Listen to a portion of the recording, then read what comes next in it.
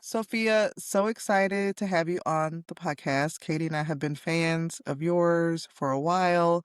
And then I had the pleasure to be on a panel with you. Gosh, was it a few months ago? It feels, um, Time yeah, flies. time But yeah, definitely it was flies. in October. Yeah, it was That's a October. great, Gosh. but yeah. So, I got to hear a little bit more about your story. Just so excited to have you on today. So Thank So excited. you for having me. I we think we always were start. mentioning Oh, in go the ahead. preview, sorry, we were No, mentioning no, in go the ahead. preview that we were both like likewise excited because we're both like fans of each other. So No, it's so amazing. So we always start off with just tell us about who you are personally and professionally. it's so funny, like somehow we've learned to present ourselves with the role that we have, right? Uh-huh. Or Mm, the all the things that we've done. And yeah, I mean, like the challenge is like, how do you present yourself without all those like degrees and papers and so on, no? But I'm gonna try. If I Okay, fail, I then love you, this. I'm gonna try. If I fail, you can just look at my LinkedIn and what I've done. But um, well, basically, I'm Mexican. I'm from Guadalajara, which is like the third city here. Um, with lots of culture and where everything Mexican comes from. And yeah, I think like all my life I've been a very curious girl trying to like I fell into STEM because I kind of found the like my curiosity was satisfied there and also very challenged because it's not an easy I mean it's not easy to work with numbers, but I kind of found a lot of fun there, and that's why I pursue it. And because it kind of almost all the time answered my question of why things happen, how things happen, and which I love to answer or try to find the solution for it. And another thing is when I'm also very into art, so I have like this art side where I used to dance ballet for like 20 years. Then I painted and well, I've never attempted to sing, but that could be interesting. But Yes. like very tied to music and the fine arts in my house. So that kind of also gave me a lot of perspective in how things work and this creative side that sometimes when you are um, cataloged as an engineer, you're like put into this box that you cannot be creative. But I think like that's not the case. And I think the word engineering comes from uh, being creative and having this mhm. mind that can find the answer in very hard questions. So again, I think that's how I'll try to present myself. But I fell into supply chain because it kind of also gave me that as well. I love that. There's interesting. I love this balance. I don't even know if it's balance, but this idea of being creative and problem solving and being in the arts and painting. A lot of people think like, oh, if you're in STEM or engineering, like you're like you can only like go from A to B to C. And actually, I find so many people do both. And I do think it takes a creative mindset to solve engineering problems. So I love hearing this because I think also it breaks a stereotype that maybe people have about engineers. I Okay. agree. So Sophia, then you said you found yourself in supply chain. Did you have a moment or maybe it was a build where you like knew supply chain is where you wanted to be? Two moments. One in which I found that manufacturing was something I was never going to like, and I didn't want to spend my life there. And that was when, yeah, I did this. I was an intern for a manufacturing company, and I just found out that that was just horrible. I mean, I know people love it. Some people love it, and that's why we have things in our houses and in our hands and what we're wearing. And I really appreciate that. but I couldn't picture myself there 24/7 for the rest of my life doing the same thing. And which, by the way, then brings us to another like thing we should start thinking about, like how can we keep talent there if Mm. at some point they discover this, right? Or feel this way. But well, and so that's one moment. The second moment was, so I was in a class where we were talking about inventory management, and that's where the first time I heard supply chain. So my professor and I, we were very close because we did like additional projects together outside of class in different companies because he kind of saw, I guess, my potential and invited me. and Aw. and I was like, oh, this is so cool, and I liked it. And then he told me like, yeah, so supply chain is all this, and you can keep researching through this area because at the end, um, yeah, my bachelor was not focused there. It was focused in manufacturing, and I was like, okay, well, maybe this is how I escape it. And in fact, it was a great escape, but not just an escape, but also a great destination, uh, where I kind of wanted to live and keep exploring and become a local there. Um, and that's how I started like looking for um classes abroad and doing exchange semesters and doing specializing in it, and I keep pursuing it. Sometimes it kind of I don't want to say stabs me in the back, but it's not. Sometimes it's like, hey, I give you so much supply chain. Why sometimes you're so hard on me? But well, eh, I don't The know if supply chain world doesn't anyone always feels love the us same. back. Yeah. Yeah. Is it a love hate relationship? But well, always finding like different sides of this prism. I yeah, okay. Um, so you discover other areas of it, and it keeps All right. So shining how bright. about I do appreciate too how you went from, well, I definitely don't like this. So now I need to go explore over here, but you ended up finding your spot in supply chain. So fast forward to today, how would you describe to someone that you've just met what you do? So I do a lot of things, and perhaps sometimes it's like I should focus more on one. But maybe, I mean, I found out throughout my life that my brain doesn't like just one thing, or I Mm, don't thrive when just focusing on one thing because I feel um I'm not doing anything. So maybe yeah, that's something to work on. But if I were to explain what I do or what I've done in supply chain, so basically it's kind of finding out how the engines of the world work, mm, and you're part of it in the sense of you know which engines uh, or which pieces of it actually matter. So you will become like this expert of identifying what part of the which pieces matter and how can you like change them to make the engine work better.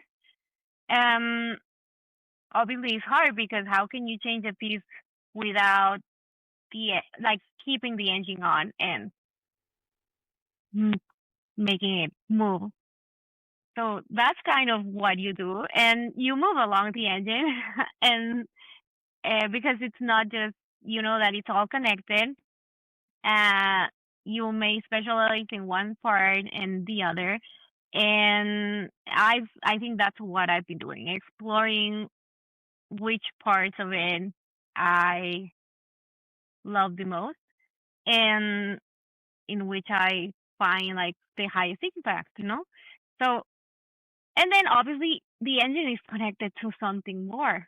So you will start discovering more things and more industries that may not at the first at first be like so supply chain, but they are right.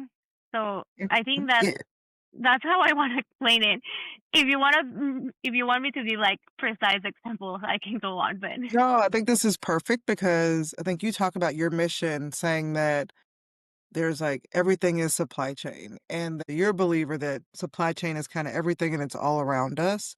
So can you share just like a little bit more of what that means for our listeners? And if there was a story or experience where it clicked for you, because I think as I look at all the Instagram memes and especially nowadays when they're like they have all these like funny memes about like all the work it takes to get all the stuff for Christmas and on time and how everyone I think just used to assume there was like magic and it all showed up.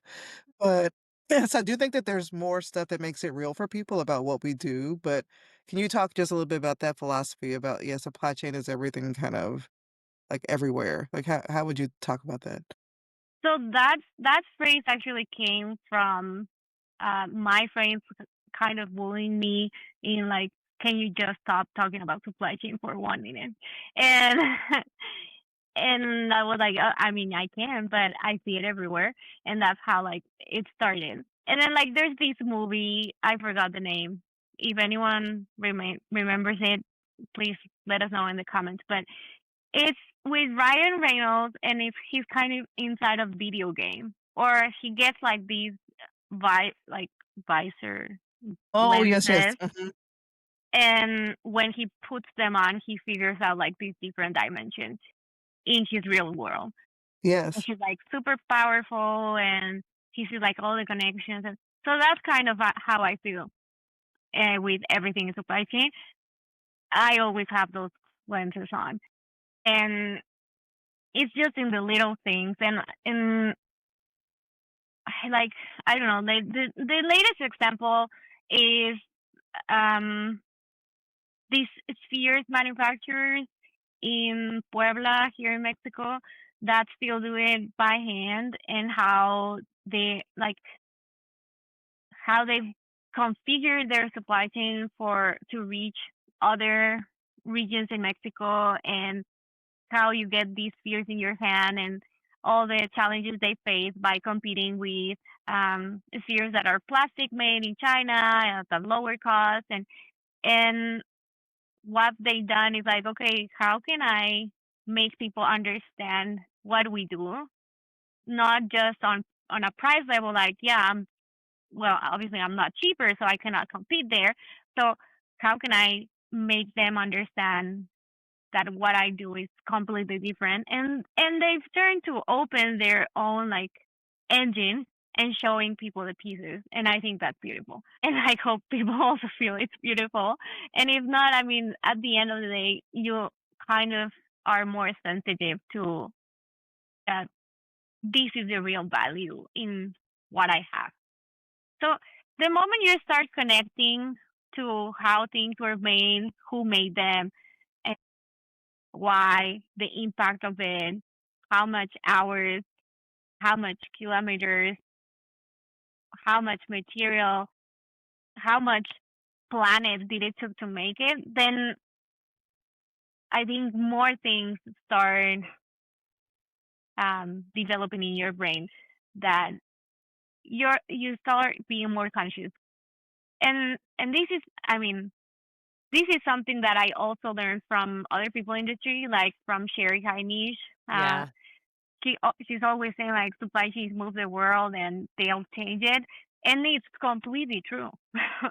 So I think that that's why many of us are here in the industry, and why many of us also exit the industry, because it's um, sometimes very frustrating when you don't achieve that. Thank you. I really appreciate how you tied that whole thing together in the sense of it is everywhere. And when you really think about like this, whatever it is, like the thing in front of you, there was this path all the way back to like raw materials that somebody farmed somewhere, all the way through the manufacturing process, the miles across the seas, across the air, however it got to you. And it does impact so many things. And if you can have a positive impact on that, like you can actually make the world, communities a better place. So I agree. I think there's the potential there to have a really positive impact. And then the other side of that coin, it can be really frustrating then things aren't done right. Yeah. Okay. I want to talk a little bit about you have this incredible energy. And, one of the reasons Courtney and I learned about you was because you are huge in supply chain, but specifically amplifying Latin voices. And so, could you share about your mission there around how do you want to amplify diverse voices, experiences that you've had in that area to help create a bigger platform there? And here I'm gonna be completely honest and tell you like the first part of the story. And maybe that's the first We part of love the it. story is that maybe people from emerging markets were always looking like to out like on the outside and first world countries, and we're always like saying like what's out there, like what we have here doesn't matter, and we're always seeking like elsewhere. And that happened to me as well. But then you start realizing that you are part of something more, and beyond just having commonality, obviously with your own culture, you find out, especially in supply chain, that we are better problem solvers, Tell us more. and and I think that's because so we're used to things being challenging, things being Mm, hard. So despite all that, we find a way to do it. So I think our minds are more creative because when you start going to, and I don't want to generalize, but you start going to Europe and all things there are figured out. So when you face like a super tiny problem, they're like, "Oh my God, the world's gonna end," and no, the world is not gonna end because again, you don't know what a real problem is anymore. So I think that's the beauty of our countries and emerging markets. And the other thing is like we are starting to get really good in the sense of talent mm, and being able to bring our success stories and also failure stories to other countries and to the spotlight. So that's a great opportunity. So that's how I started looking on the like well not outside but now on the inside. yeah. And I noticed like, okay, there's so many great things happening here as well, in spite of all the bad, which sometimes kind of eclipse all the good. But and I think that's why then I started shifting because when, for example, when I started posting on LinkedIn, I did it all in English, and I Mm, did it all for all the other things that were happening outside of Latin America. And then and I was like kind of not wanting to embrace like I am a Latina and I am from Mexico and I know what's happening here. And then I figured out like no, I didn't know what was happening here. So when I researched more, when I started to get more connected with my own community, with all these other countries that speak my own language, that's where I figured out, okay, well, great things are happening here. Who's showcasing it? No one, because we all have this mentality that people outside are better. So um, let's start doing that. Let's start sharing those stories. Let's start connecting people with one another. And I think that's something that other companies that started in Europe and Asia and North America, so on, they're starting to look into Latin America and saying, I want to expand there because it makes sense. I really appreciate, you just talking about the full circle because I do think yeah, I mean, when you're in it's all about perspective, right? Like, when you're in your bubble, like, what we can think is hard or, like, in your experience perspective is all it just it changes the whole thing, so I really appreciate I see it, and Katie and I have worked globally, and I'm like, they're like, to be able to solve like, we've had some, India, like, the complexities in different countries and mm, regions and infrastructure differences, like, things that we can take for granted in the US and in some more of the developed markets. that you just can't take as true. And I also love the thought that you talk about the negative, like, perception or media versus, like, looking in and, like, being on that panel with you and some of the other, um, women on the call, to your point, like, the thing I love about what you're doing is saying, like, there are amazing women and talent, in our country, and I wanna make sure people hear that and see that over the other messages that get put out there sometimes. So Mhm. I just and then, like, that's why it's, like, honestly just so refreshing to have you on our call, and then one of the things that Katie and I have been really working towards is getting more people from different perspectives and countries, onto our podcast because we know that that's how we can learn and get better, and to let people hear about all the amazing things that you're doing and that you're seeing, 'cause I do think we can all learn, and now, to your point, I think people are really realizing that and seeing that as a competitive advantage because I do think Katie and I talk a little bit we joke a little bit all the time about, "Gosh, if we were men, would it just be easier?" It's like Huh. but then we kinda say We'll definitely be more confident and less prepared. and But what's exactly what we said, we were like, "Well, would I work as hard? Would I make sure" I don't know, I kinda feel like everybody's I keep these little random Katie knows, I like these, like, pictures and memes and it's like this has, like it has, like, a line and it says, like, "Your scars, are proof that you made it through," or that like, it's I think it's okay to not have everything go your way, and I worry about that honestly for our kids nowadays. They just say they don't have enough struggle, but, like, it's okay that it wasn't easy, and I think that it makes us better, and, in the moment, it's hard to see that, but I really do believe it's like I feel like when you go through some hard things or it's not as, like, to your point, figure it out, and you gotta figure it out, you do have to be more creative, you do have to think outside the box, and I think that makes us better and smarter, so, we go back and forth, but sometimes we're like, send "Gosh." your kids to supply chain. It is hard. Yeah. There is struggle. There is Yeah, I don't know, I think she'd be like she'd probably be like, "I don't wanna do this either." It's too fun. So one of the things, I would love to talk a little bit more about, Sophia, is like, what do you believe is critical as you think about you looking internally, critical right now to amplify in terms of like Spanish speaking voices and kind of the global supply chain conversation? And what's one story that you've told on your podcast or heard that really stuck with you there? so one again, and it ties to this mentality that outside is better. Um, I don't know why, but we think that everything in English sounds cooler. or I feel like other because languages sound much cooler than us. Don't you, be- Katie? because Like, I agree. I love an accent. Our stuff sounds doesn't but sound cool. again, it's perspective or Yeah. like cultural biases. I don't know. So you'll see a lot of companies here name their companies in English and kind of Mm. like go there. And I think one, it's recognizing the beauty of the language. Second, also recognizing that it is one of the, I think, well, let's say by the second most spoken language it is, okay?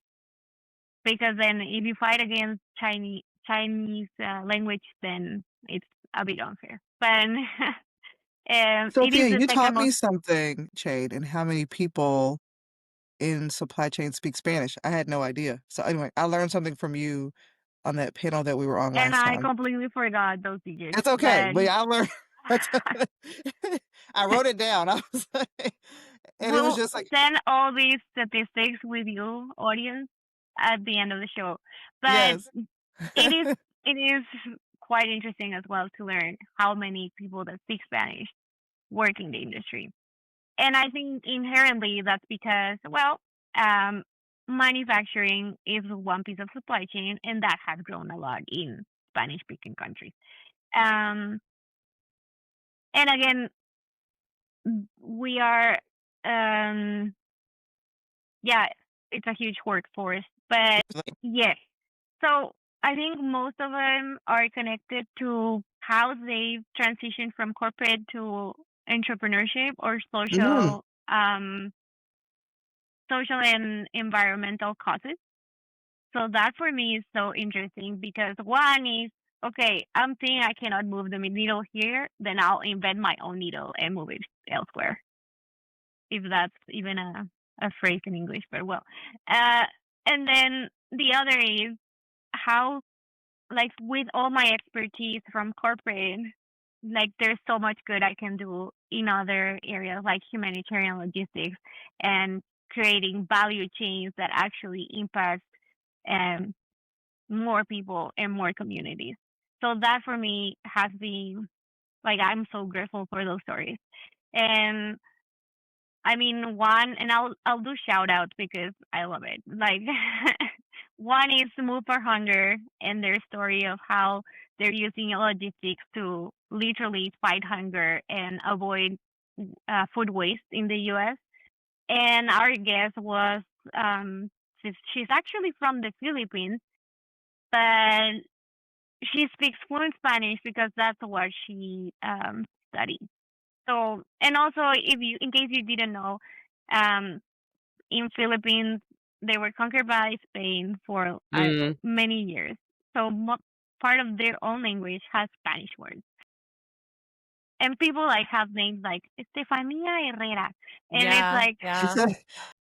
like when I went to the Philippines, they thought I was like my name. They thought like, oh, you're from here, and they treated me like a local, and I couldn't speak the language. But I mean that happens because there's a lot of names that are similar.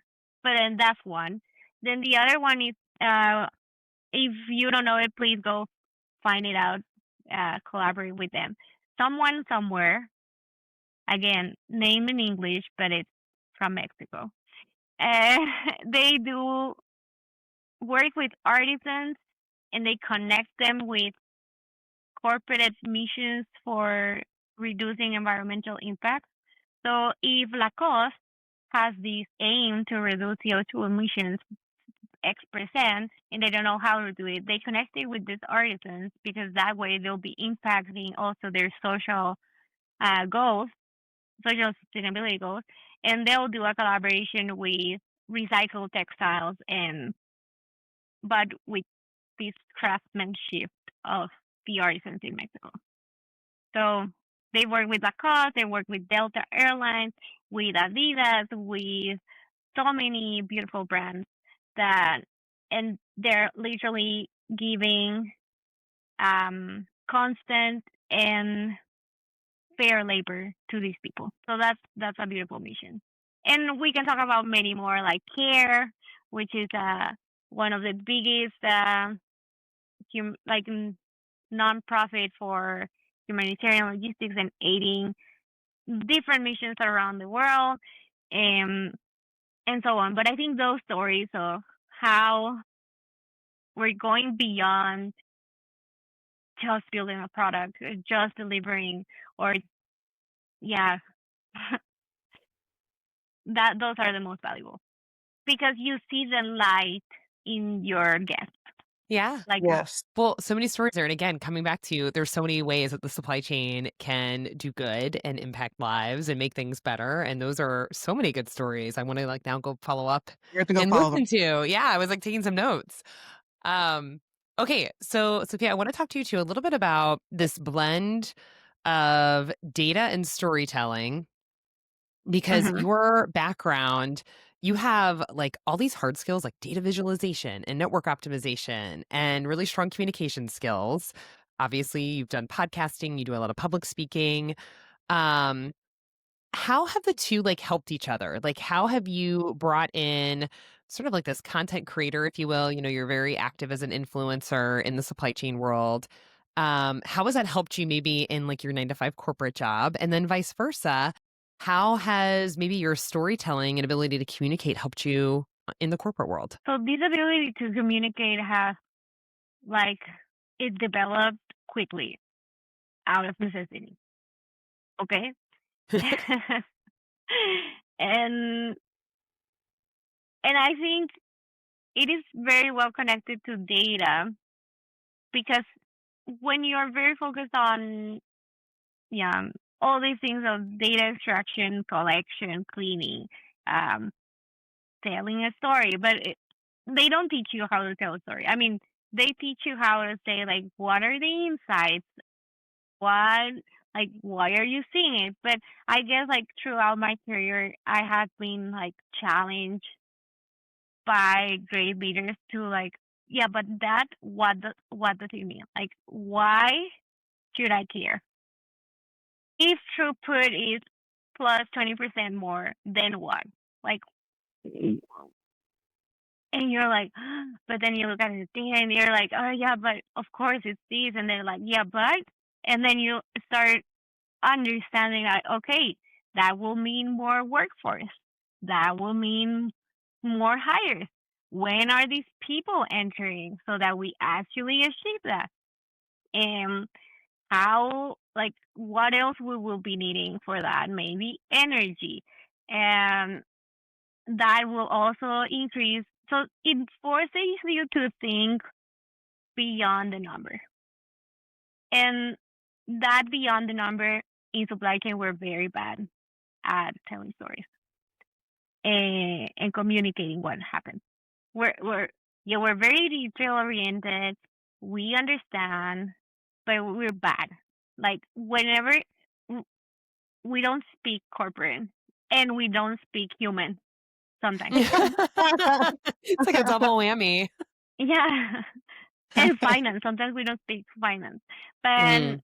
maybe that's one that we've been closing the gap throughout the years, like with finance, because we, and I've discussed it with other colleagues that work in the industry, and they're like, yeah, like they killed my project because I couldn't tell them how much more or how much less, like in terms of money. So that frustration has helped us to close the gap between our language and finance, but then we don't speak human. And not speaking human has hindered us, and that's why we're always on like behind the curtains. But when they put us on stage, we're horrible. And I think that's like I was forced to be on stage, and then I also when I got there, I didn't want to go off stage. I kind of want to stay there. So how do I stay there in a sense of how do I keep adding value to the audience and telling them what's happening behind the curtain?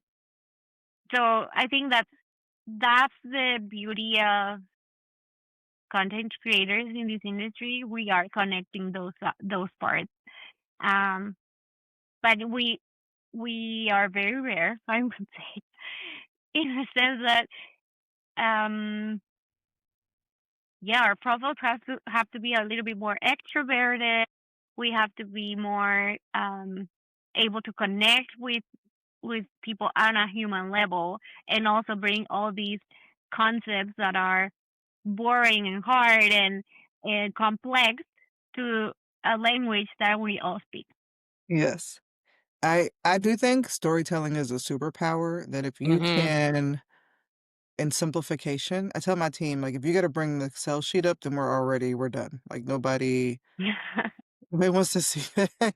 And I think this we talked about this, I think, when Sabrina was on with integrated business planning, like that, being able to connect to your point, Sophia, I call it the "so what, now what?"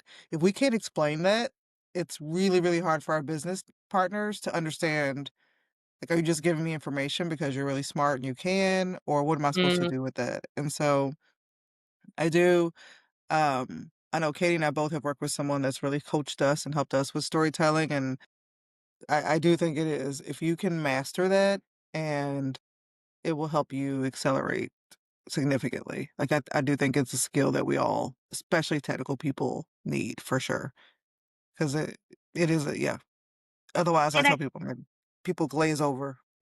and You again, can it's like see it. this connection between our two brains, right? Our very Uh-huh. technical brain and our very creative brain. That sometimes it's dormant because this one is overpowering or no, like overworked, maybe. Yeah. So so then make those connections And when you make them, that's where the magic happens. And if you don't have this like stronger muscle of creative side, surround yourself with more creative people. That's something that um like I've been very lucky for being born with a twin sister that's very creative, and I know that many don't have that test. I mean, I think that's why we complement each other very well, and that's why we keep working together. So, and that's something we also figured out later in the day, not from the beginning. Um, but I was going to say something else about how, yeah, well, if I remember, I'll tell you. Do you want to talk about, Sophia, a little bit about taking up space? And as you think about your personality and you've had to work in some, and so for younger women listening who might feel intimidated in those settings, what is your advice on taking up space and ensuring your voice is heard and having the confidence to do that too? If I'm honest, sometimes I'm not confident, and sometimes I feel like I'm super underqualified and underskilled and the worst person on earth. I mean, we need to first know each other, well, know ourselves better and find out why are those thoughts being brought up to the surface and why so often. And so like again, doing a kind of root cause to yourself and understanding what are those things that bring that confidence back and making sure that that confidence is not brought back to you by others all the time. So like the source has to be yourself. Yeah. So that's So one this, thing. And like so that's one thing that like I acknowledge what you're feeling because I feel it too. Yeah.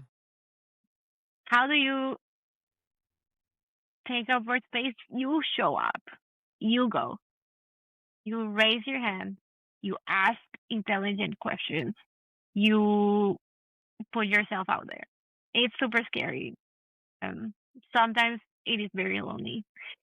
Um, but I think that's the only way. And on that journey, you'll find out people like Kearney, like the She Supply Chain host, you know, and you'll find people like I don't know, like Deborah Dole, Sherry Heimish again, and DC Sprigola, Shimon Goda. You'll find Stella Jaqueta. You'll find all these other women that perhaps do not live in your same country, but they're experiencing the same thing as you, and they're pushing as hard as you're pushing, and they want to make change. So I think like you start surrounding yourself with those people. And I definitely didn't mention everyone. So and but I believe me, think that's the Sophia, key. we feel it too to this day. I know I feel it sometimes. It's still hard. Sometimes that fake it till you make it is you got to force yourself into the feeling Conversation. confident. And Yeah. I don't think it's faking. It's like And I because say fake you it meaning fake my confidence. So, not okay. I not was that like, I'm faking what no. I'm Like saying. if you No, it's just like fake myself out to say I'm not afraid of sounding stupid or raising. And then what drives me crazy, and I kick myself, and I don't do this often anymore, is when I have a question or thought and I'm like pausing, then someone else says it, and I'm like, ah, like I should have just said it. Like when I I that know that I should have said it. that happens a lot, especially if you're trying to say it in not your first language. You pause Mm. a lot, and then people will be faster than you. But it doesn't matter. Um, no, but I was saying like it's not faking. Like you're pushing yourself to be in places where you're uncomfortable and try and testing if you feel comfortable at some point, right? So I think that's the thing, and also we are raised like so guarded, like women, and like just like how to be very safe and do not hurt yourself and be careful. And and that just it hinders you a lot and limits you a lot and makes you fear failure a lot. If That I is could such give a you advice of how to fear failure less, I can't. I'm figuring it out. So, yeah. I read something about this, and it was they'd studied a lot of women who had made it beyond supply chain, but to C-suite, and a lot of these women had played sports, Right. they didn't necessarily make it to like a huge collegiate level, Mm, but consistently, but by playing sports, one of the things it taught them was like you have to take a shot. You're not gonna make them all, and you gotta, like, kinda, like, keep moving forward, like, you can't wait to get a perfect shot, you can't wait if somebody's aggressive, you gotta be aggressive back, and it was fascinating 'cause they just said it maybe teaches you some things that just like you said before, like, um the world is changing and we're trying to do different things now. But I mhm. do think with girls, wait your turn, don't ruffle feathers, be patient, be cautious, get it right. And there's like a whole TED talk too, I think, on like being brave instead, like teaching our girls to be brave instead. And that failure is just a way to learn. All right. Sophia, last question here, because you have interned and worked literally all over the globe. I think almost on every continent. Um, and you just talked about too, I really also appreciated your commentary because I think it's really important if you're on a global team.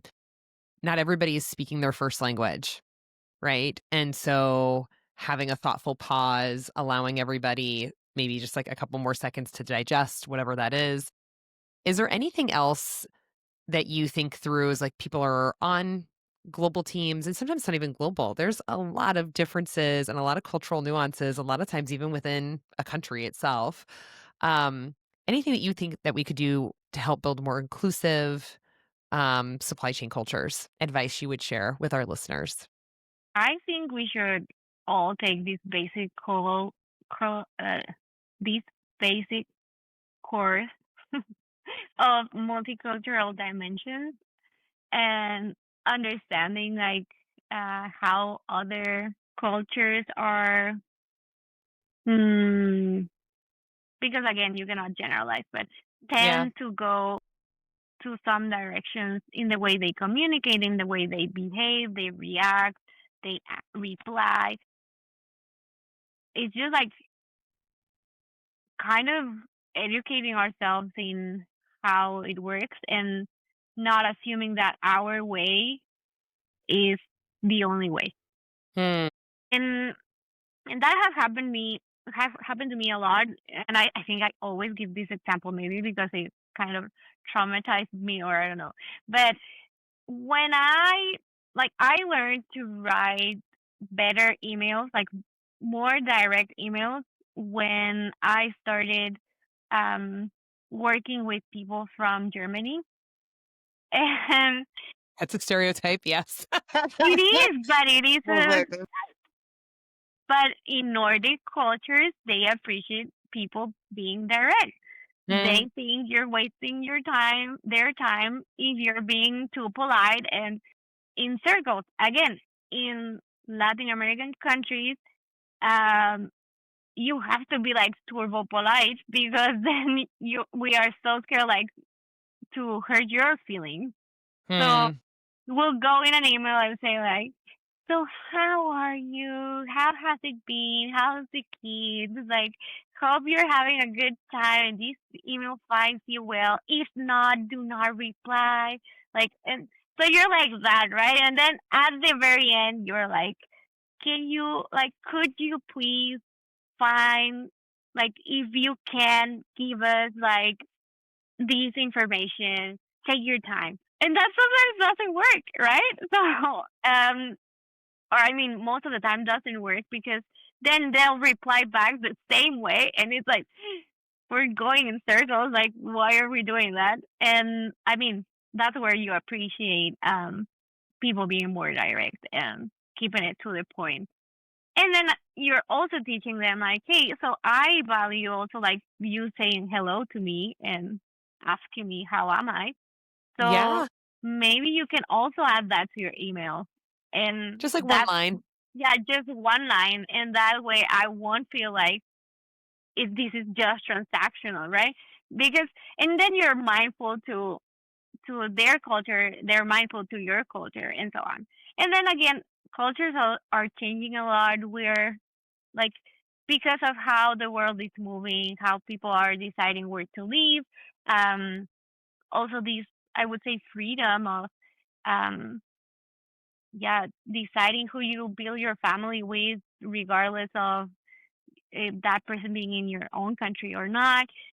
That has also given us different um like flavors, right? Yeah. And that in culture keeps changing, and I think we are developing like subcultures of how we behave and so on. But then again, you have like this context of okay, this is how like they might appreciate that, and I can just be direct and ask, right? And I think that's like the whole point of how do you find this balance of acknowledging your differences but working regardless. Yeah, I think that's the sweet spot. The sweet spot. I love that. I think the thing I appreciate is, to your point, like making sure you're respecting both cultures and Mhm. not going one way too far the other. I do laugh though, sometimes I can tell when like they're trying to do like the cursory, like, how's the weather? So I can get directly to how was your weekend? So I can say, and then I need these things, the pleasantries. And, and that to me is almost a little bit worse from like, let's just get to it. Cause I know you don't really want to know what's going on. But I do think that is just a good reminder of, I think one, I don't think we spend enough time in school to learn like how to interact with different cultures in a respectful manner. And you do have to do that research. And I think it's a good this example of in just you sharing your experience and how that can, to your point, come full circle. And we should all just think about how do we incorporate all of that in terms of how we interact and work with people. It has been such a pleasure, Sophia, to have you on the call today. It's Fahrenheit here. I'm sure you're experiencing something much warmer and nicer in Thank Mexico God. today.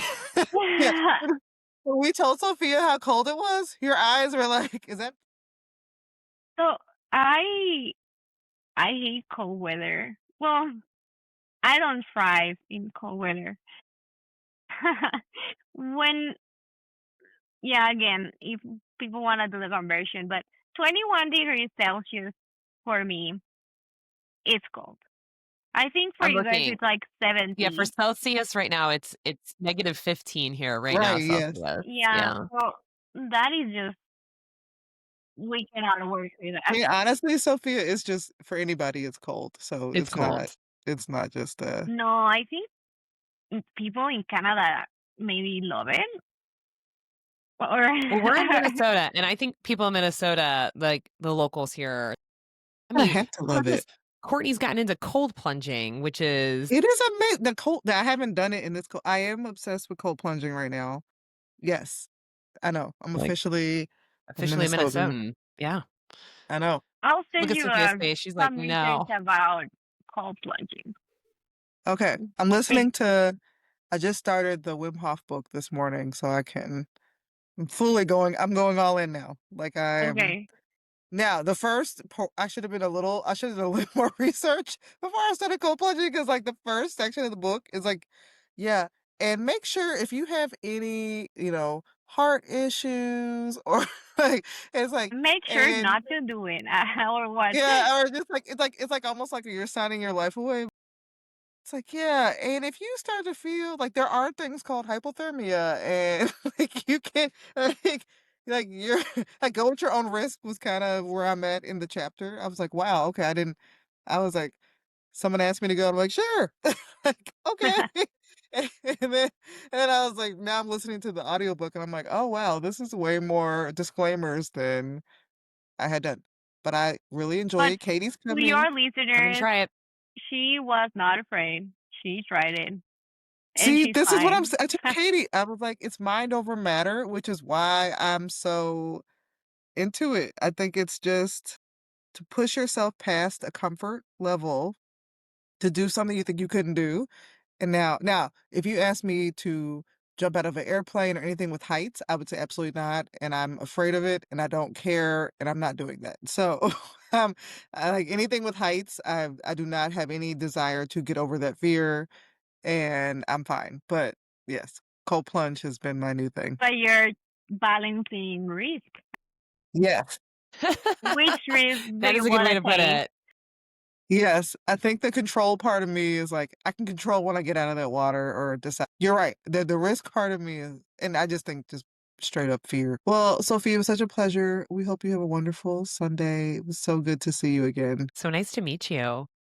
So, yeah, and we should meet in person one day.